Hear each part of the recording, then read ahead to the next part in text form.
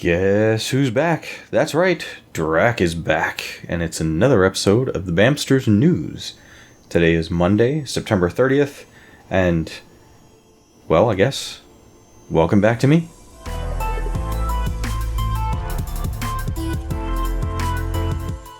Alright, so as always, I like to kind of just jump right into things.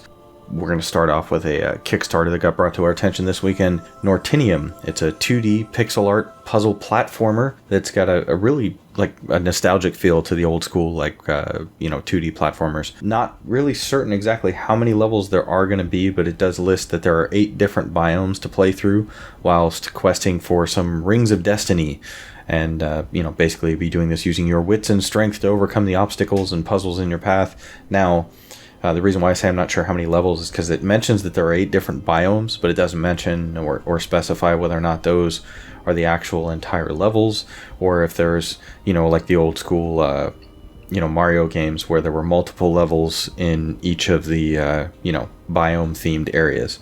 So check that out. There is a free demo on Steam. We'll make sure there's a link in the description for that. They're about halfway through development, and they're only asking for about $8,600 for the crowdfunding. And you can get yourself a copy of the game if the funding is successful for about $19. And they, still have most of the month to go. Next up, Mario Kart Tour. Now, this is a new mobile title that had an estimated more than 20 million downloads within the first 24 hours of launch. This happened while I was out on vacation, so I haven't yet downloaded one for me, but I will, because I'm going to check it out. I'm a big fan of the Mario Kart series.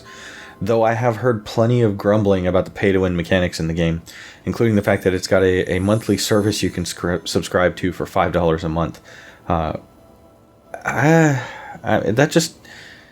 don't know, I guess that seems a lot to me for a mobile title, but, I know mobile games have come a long way from where they were, but, a lot of folks have basically kind of come out and voiced their disappointment on social media with Nintendo kind of joining the mind or the money grubbing mechanic of mobile games. So here's the thing.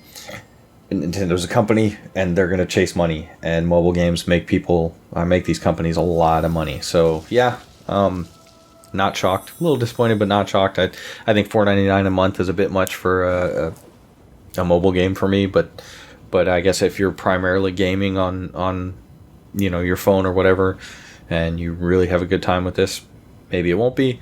They say that there is a multiplayer mode expected to be introduced in the future, but I wasn't seeing any specific dates or anything like that yet. Just something that it sounds like they're working on right now.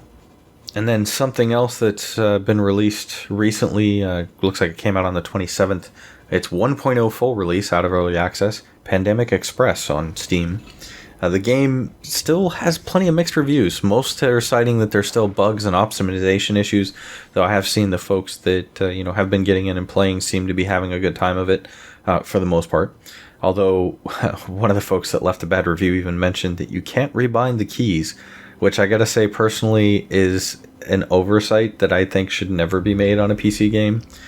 For any developers who may be catching this, it's a little pet peeve of mine. Playing on keyboard and mouse, you've got right-handed, left-handed players, and yes, I know WASD is the typical kind of, I guess, more or less industry standard expectation for any type of FPS title, or first person title I should even say. But there are a lot of folks who are left-handed and don't use that. There are folks who are right-handed but still don't use that. Like myself, I shift my hand to the right a little bit and use ESDF just because that's the natural typing position, and that's where I got used to having my fingers all the time, and in a way I feel it gives me a few more options on the keyboard for different keybinds. So it's a pet peeve and something I don't think that should ever be overlooked in a PC game. Give the players the options to rebind the keys the way that they want. Now, this is on sale till the 4th of October, and it's currently 34% off. And if you pick up a copy for it during that sale, you can get an extra copy for a friend as well. 2 of you can log in, play, check it out, see what you think about it, and see if maybe you want to hang on to that while it's on sale, waiting for, I guess, maybe better optimization and some bug fixes. Because I mean, it does look like they have been working on the game and they have been making improvements to the game, so entirely up to you, but you could use that sale price as a way to get in and at least test out the game and see if you like it, whether, you got the 2-hour time frame on Steam. Also, just recently came out Rage 2 Rise of Ghosts DLC. This is out now for $15. They've added a brand new area, which they're saying is a fairly large area, and some new enemies to fight. There's a new Void ability and a new Feltrite laser launcher, as well as a ghost motorcycle that you can find out in that area and then bring into your garage. I gotta say, just looking at the game, I still haven't managed to find time to pick up and play Rage 2. Just had too many other things, and I always, find it hard to sit down and make enough time to play just single-player titles. This, again, is another one that I really wish they had like cooperative multiplayer in, but it looks like a lot of fun to play. So if it's something that you were playing, there's now no DLC you can go in, new story, and they're even talking about, or at least they mentioned, that there's a second expansion scheduled for release in November. So give you a little bit of time to play through this and, clear through a few other games, I suppose, before you get to play the next expansion in November. Thief Simulator VR is going to be released into early access in October on Steam. Just looking at this game, well, okay, first I should probably clear up something, because when I heard Thief Simulator, my mind immediately went to the old Thief games. Thief 1, 2, and I think it was 3. I don't remember exactly how many they had. I know I only played a couple of them, but, this was a medieval style game, mostly stealth game. You had different kinds of arrows where you could, like, shoot out, lampposts and put the torches and stuff out. With like water arrows and stuff like that, and sneak through the shadows. It was not a combat-oriented game. If you got into combat, especially if you had to face off against more than one guard, typically you're going down. But that is not this. This is a completely different one. This is more of a modern thief, breaking into apartments and houses, stealing cars and pulling them apart. Apparently, the original game, the non-VR version of the game, had some pretty good reviews on Steam. Folks seem to enjoy it, and this one is basically going to be a port of that game to a VR version. So you'll get a chance to check this out in October in early access. It'll be about $15, and they said that they're even offering owners of the original non-VR version a discount coupon so that they'll be able to get the game for even cheaper. And I always love when a developer does that, because you may not have, especially for VR, you may not have a huge audience, but the fact that you're offering a discount to people who already purchased your game, that I greatly appreciate that, because I don't like having to buy a game multiple times just to play it, on different hardware. And finally, by Crom, mounts are finally coming to Conan Exiles in a free update in December. So it looks like this is just going to be horses, or at least the free update will just be horses. I wouldn't be shocked to see other options show up sometime in the future.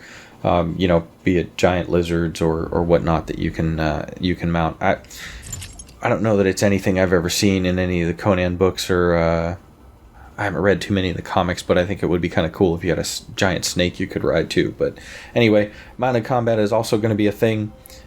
You will apparently need to capture your horse and then train it. Not entirely certain exactly what that's going to involve as far as how the training process is going to go.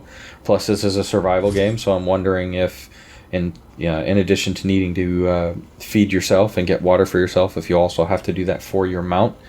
But of course, I would also expect that because the mount is capable of carrying so much more, that hopefully, they'll have like some kind of saddlebags or something that will allow you to, carry quite a few more things.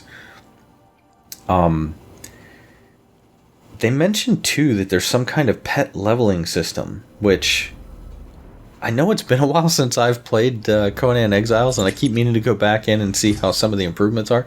When did they add pets? I really got to go check out this game. It's been a while. But, so there's also going to be DLC at the same time called Riders of Hyboria, and this will cost $9.99, and will offer, it says, a wider range of mounts and armor for mounts, but nothing specific yet on exactly what that means. So maybe that's where we get our giant lizards and, snakes or bowls. I don't really know what that means with a wider range of mounts, but it could be interesting to see where things go, from there. So once again, thank you for sticking with me through the news today. And as always, a like, share, subscribe is greatly appreciated. It does help us out quite a bit. And, kudos to you if you do those things for us. And this is Drac signing off. Adios.